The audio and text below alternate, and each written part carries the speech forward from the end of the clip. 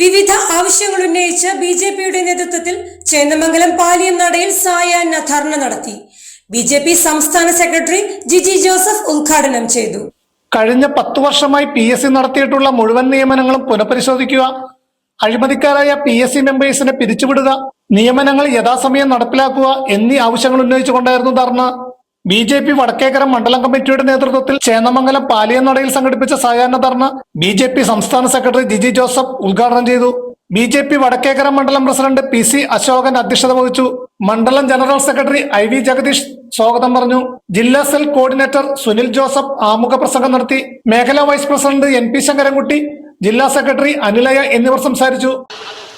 ഒപ്പിട്ടപ്പോ CPI-കാരൻ അറിഞ്ഞില്ല. അടുത്ത മന്ത്രിസഭാ യോഗം കൂടി CPI-കാരന്റെ അടുത്ത് CPI-കാരൻ CPM-ന്റെ അടുത്ത് പറഞ്ഞു, ഇത് ഒപ്പിടാൻ പറ്റൂല. ആശാൻ ഒപ്പിട്ടിട്ട് വന്നിരിക്കുകയാണ്.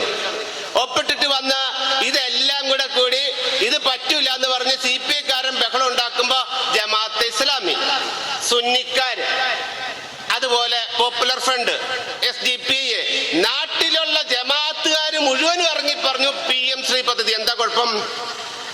പ്രധാനമന്ത്രിയുടെ പദ്ധതി ഇവിടെ വേണ്ട. നാട്ടുകാരുടെ മക്കൾക്ക് പഠിക്കാൻ അവസരം കൊടുക്കുന്ന പദ്ധതി ഇവിടെ വേണ്ട. PM ഷാജി എന്താ പറഞ്ഞത്? PM ഷാജി പറഞ്ഞു, KM ഷാജി അത് കുറച്ചുകൂടി കനത്തിലാ പറഞ്ഞു. എനിക്കത് കേട്ടപ്പോ ഓർമ്മ വന്നത് വെള്ളാനകളുടെ നാട്ടിൽ പപ്പു പറഞ്ഞ പോലെയാ. PM ശ്രീ പദ്ധതി ഉണ്ടല്ലോ, ആ പദ്ധതി എങ്ങാനും ഇങ്ങോട്ട് വന്ന മറ്റേ താമരശ്ശേരി ചുരത്തിന്ന് റോഡ് റോളർ വരും പോലെയാ. ഒരു കടുകുമണി അങ്ങോട്ടോ ഇങ്ങോട്ടോ പോയാ ദേ കിടക്കണം. എന്താ PM ശ്രീയിൽ നിന്ന് വിചാരിച്ചേ? PM ശ്രീ ഇങ്ങോട്ട് വന്ന PM ശ്രീയിലെ ഈ നാട്ടിലെ ജവഹർലാൽ നെഹ്റു, മഹാത്മാഗാന്ധി എല്ലാം കുഴി പോവും. പക്ഷേ UDF ഇങ്ങോട്ട് വന്നാൽ എയറോപ്ലെയിൻ പറക്കുമാര് എന്ന് പറഞ്ഞ് ഇങ്ങോട്ട് വരും. വന്നങ്ങ് കേറി അവസാന റിസൾട്ട് വന്നു. വേങ്ങരന്ന് 50 കിലോമീറ്റർ അറബിക്കടല് 5 മിനിറ്റ് കൊണ്ടെത്തി. കൊണ്ടുപോയി കളഞ്ഞോ? PM ശ്രീ പദ്ധതി കൊണ്ടുപോയി കളഞ്ഞോ? ഇല്ല.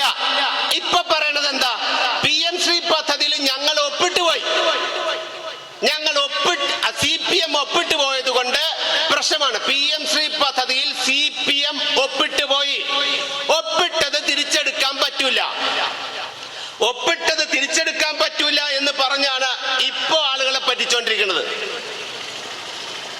അപ്പൊ എന്താ പറയണേ? അവര് പൈസ മേടിച്ചിട്ടില്ല. സർവശിക്ഷ അഭിയാന്റെ പണം മാത്രമാണ് വാങ്ങിയത്. PM ശ്രീ പദ്ധതിയുടെ പണം വാങ്ങിയിട്ടില്ല.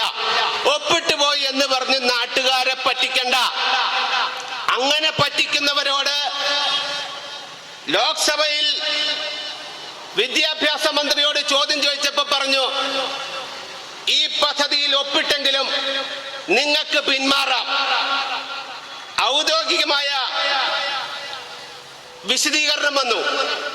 ഞാൻ പറയാമത് ഒഴിവാക്കുന്നതിന്റെ പ്രക്രിയയും പ്രത്യാഘാതവും നിഷ്ക്രിയവും ആദ്യഘട്ടത്തിൽ ഒപ്പുവെച്ചിട്ടുണ്ടെങ്കിൽ പോലും ചലഞ്ച് മോഡ് അല്ലെങ്കിൽ സ്കൂളുകളെ തിരിച്ചറിയുന്ന പ്രക്രിയയുമായി മുന്നോട്ട് പോകാതിരിക്കാൻ സംസ്ഥാന സർക്കാരുകൾക്ക് തീരുമാനിക്കാം. ഇതിലൂടെ സംസ്ഥാന സ്കൂളുകളെ ഒന്നും ഇതിൽ ഉൾപ്പെടുത്താതെ നിലനിർത്താൻ കഴിയും. ഈ പദ്ധതിയിൽ നിന്ന് പിന്മാറുന്നതിനോ അല്ലെങ്കിൽ നടപ്പിലാക്കുന്നതിൽ നിന്ന് വിട്ടുനിൽക്കുന്നതിനോ ഉള്ള സ്വാതന്ത്ര്യം സംസ്ഥാനങ്ങൾക്ക് വിദ്യാഭ്യാസ മന്ത്രാലയം തന്നിട്ടുണ്ട് എന്ന് പാർലമെന്റിൽ വ്യക്തമാക്കി.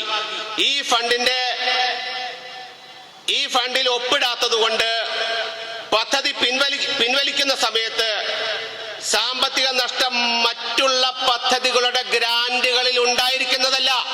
നിങ്ങൾ ആർജവം കാണിക്കേ, നിങ്ങൾ ഇനിയും ആളുകളെ പറ്റിക്കല്ലേ. നിങ്ങൾ എന്താ പറഞ്ഞത്? ഒപ്പിട്ടു പോയി.